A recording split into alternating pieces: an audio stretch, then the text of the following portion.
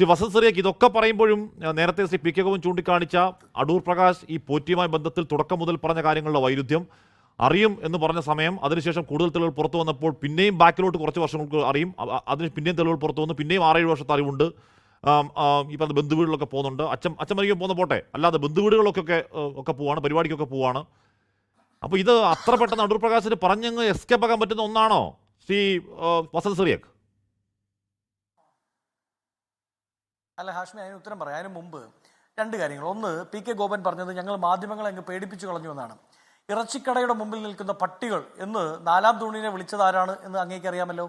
മാധ്യമ സിൻഡിക്കേറ്റ് എന്ന് പേരിട്ട് വിളിച്ച് കടക്ക് പുറത്ത് മാറി നിൽക്കങ്ങട് എന്ന് പറഞ്ഞ് അവരെ വരുതിക്ക് നിർത്താൻ നോക്കുന്നത് ആരാണ് എന്ന് കേരളത്തിനറിയാം. അതുകൊണ്ട് അങ്ങ് ഈ ഞാൻ പറഞ്ഞല്ലോ, നേരത്തെ പറഞ്ഞ ഉദ്ദിഷ്ട കാര്യത്തിൻ്റെ ഉപകാര സ്മരണയ്ക്ക് വേണ്ടി പണിയെടുക്കുന്നവരെ ഞങ്ങളതൊന്ന് ഓർമ്മിപ്പിച്ചു എന്ന പേരിന് മാധ്യമങ്ങളെ മുഴുവൻ നിലയ്ക്ക് നിർത്താനും പേടിപ്പിക്കാനും നിൽക്കുന്നത് ഞങ്ങളാണ് എന്ന് പറഞ്ഞാൽ നിങ്ങളുടെ മുഖത്ത് നോക്കി ജനം ഇളിക്കത്തേ ഉള്ളൂ, നിങ്ങളെ അപമാനിച്ച് ജനം ചിരിക്കുകയുള്ളൂ എന്ന് ഗോപൻ മനസ്സിലാക്കിയേക്കൊള്ളാം. 2, ഈ കേസിൻ്റെ ഒരു ക്രോണോളജി നോക്കാം.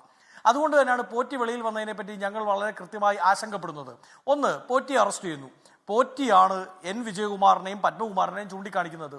പോറ്റിയുടെ മൊഴിയുടെ അടിസ്ഥാനത്തിലാണ് എൻ വാസു അറസ്റ്റിലാവുന്നത്. ഈ എൻ വാസുവിൻ്റെയും പോറ്റിയുടെയും മൊഴികൾ അത് ചേർത്ത് പിടിച്ചുകൊണ്ടാണ് പത്മകുമാറിൻ്റെ അറസ്റ്റിലേക്ക് SIT പോവേണ്ടി വരുന്നത്. പത്മകുമാറിൻ്റെ മൊഴിയുടെ അടിസ്ഥാനത്തിലാണ് കടകംപള്ളിയെ ചോദ്യം ചെയ്തതെന്നാണ് ഞാൻ മനസ്സിലാക്കുന്നത്. തെറ്റുണ്ടെങ്കിൽ തിരുത്താം, അങ്ങനെ തന്നെയാണ് ഇത്. പക്ഷേ അപ്പോഴാണ് പോറ്റി വെളിയിലേക്ക് വരുന്നത്. എങ്ങനെയാണ് പോറ്റി വെളിയിലേക്ക് വരുന്നത്? ഞാൻ ആദ്യം പറഞ്ഞതുപോലെ സെഷൻസ് കോടതി, വിചാരണ കോടതി, ഹൈക്കോടതി, സുപ്രീം കോടതി ദൈവത്തെ തന്നെ അടിച്ചു മാറ്റിയല്ലോ പഹയന്മാരെ എന്നാണ് ചോദിച്ചത്. ഹൈക്കോടതി ഈ ജാമ്യം തള്ളിക്കൊണ്ടുള്ള ജസ്റ്റിസ് ബദറുദ്ദീന്റെ ബെഞ്ച് ഏതാണ്ട് 92 പേജുള്ള വിധിവാചകത്തിൽ 20-26 തവണയാണ് ബിഗ് ഗൺസിലേക്ക് പോകൂ, ഇന്നുണ്ടായ ഡെവലപ്മെന്റ് അടൂർ പ്രകാശിനെ ചോദ്യം ചെയ്ത് 2.5 മണിക്കൂർ ചോദ്യം ചെയ്തു എന്നുള്ളതാണ്. താങ്കൾ കരുതുന്നുണ്ടോ ശ്രീ വസന്ത് സിറിയക്ക് ഈ പറയുന്ന ഏതാനും ചിത്രങ്ങളുടെ പേരിൽ ഒരു MPയെ വിളിച്ച് ചോദ്യം ചെയ്യുന്നു താങ്കൾ കരുതുന്നുണ്ടോ ആത്മാർത്ഥമായി? രാഷ്ട്രീയ പ്രേരിത നിലപാട് ആദ്യം അടൂർ പ്രകാശ് ഉണ്ടായിരുന്നില്ല. എന്തെങ്കിലും അസ്വാഭാവികം ഉണ്ടോ ചോദിച്ചപ്പോൾ അദ്ദേഹം ഒന്നും പറഞ്ഞിരുന്നില്ല. വീണ്ടും ചോദ്യം ചെയ്യാൻ വിളിപ്പിക്കുമ്പോൾ പറയുമ്പോൾ ഇല്ല എന്ന് പോലും അദ്ദേഹം പറയുന്നില്ല. അടൂർ പ്രകാശിനും ചില സംശയങ്ങൾ ഉള്ളിലുണ്ടെന്നേ ശ്രീ വസന്ത് സിറിയക്ക്. ഹാഷ്മി, ഞാൻ അതിലെ പ്രശ്നമാണ് പറഞ്ഞു വന്നത്. എന്തുകൊണ്ടാണ് ഇന്ന് അടൂർ പ്രകാശിനെ ചോദ്യം ചെയ്തത്? പോറ്റി വെളിയിൽ വന്നു. പോറ്റിയിൽ വെളിയിൽ വന്നപ്പോൾ തന്നെ ഞങ്ങൾ ഈ ആശങ്ക പ്രകടിപ്പിച്ചതാണ്. പോറ്റിക്ക് ഏതെങ്കിലും ദൂതൻ മുഖേന ജുഡീഷ്യൽ കസ്റ്റഡിയിൽ ഇരുന്നപ്പോൾ ഞങ്ങൾ ഇത് വൈകിപ്പിച്ച് നിങ്ങളെ വെളിയിൽ ഇറക്കിക്കോളാം എന്നോ ആ വാഗ്ദാനം കിട്ടിയിട്ടുണ്ടോ? പോറ്റി ആദ്യം കൊടുത്ത മൊഴി പിന്നീട് സ്റ്റെക്കായി നിന്നത് എന്തുകൊണ്ടാണ്?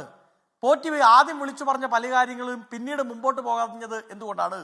പത്മകുമാറിനപ്പുറത്തേക്ക് SIT മുമ്പോട്ട് പോകാൻ സാധിക്കാത്തത് എന്തുകൊണ്ടാണ്? അപ്പോൾ അവിടെയാണ് ഞങ്ങൾ പറഞ്ഞത്, പോറ്റി വെളിയിൽ വരുന്നതിന് മുമ്പേ ഇത് ആശങ്ക ഞങ്ങൾ പറഞ്ഞിരുന്നു.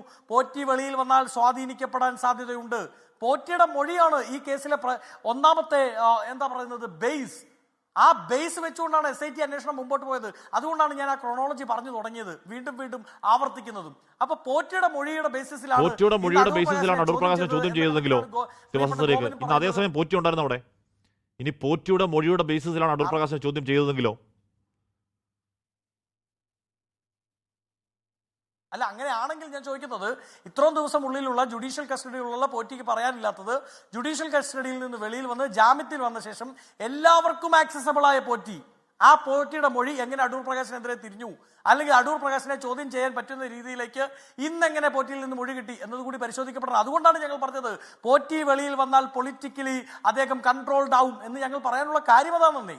പോറ്റി വെളിയിൽ വരാനുള്ള അവസരം ഉണ്ടാക്കി കൊടുത്ത് പോറ്റിയുടെ മൊഴി അത് തങ്ങളുടെ രാഷ്ട്രീയ എതിരാളികൾക്കെതിരെ തിരിച്ചു വെക്കാൻ സർക്കാരിന് സാധിച്ചിട്ടുണ്ട്.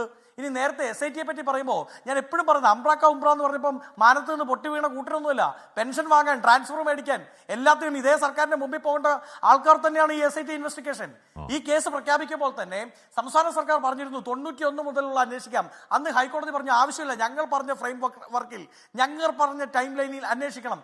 എന്നാൽ പിന്നീട് അതിനപ്പുറത്തേക്ക് വലിയ വാസ്റ്റ് ലൈൻ ഓഫ് ഇൻവെസ്റ്റിഗേഷനിലേക്ക് പോയി കേസ് വൈകിപ്പിക്കാൻ SIT ശ്രമിക്കുന്നതാണ് നമ്മൾ കണ്ടത്.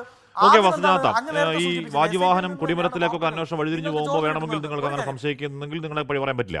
ലോകത്തെവിടെയായാലും ഏത് സമയത്തും 24 വാർത്തകളും ഓഗ്മെന്റഡ് റിയാലിറ്റി പാക്കേജുകളും എക്സ്പ്ലെയിനറുകളും വിശദമായി കാണാൻ ഞങ്ങളുടെ YouTube ചാനൽ നിങ്ങൾക്ക് സബ്സ്ക്രൈബ് ചെയ്യാം.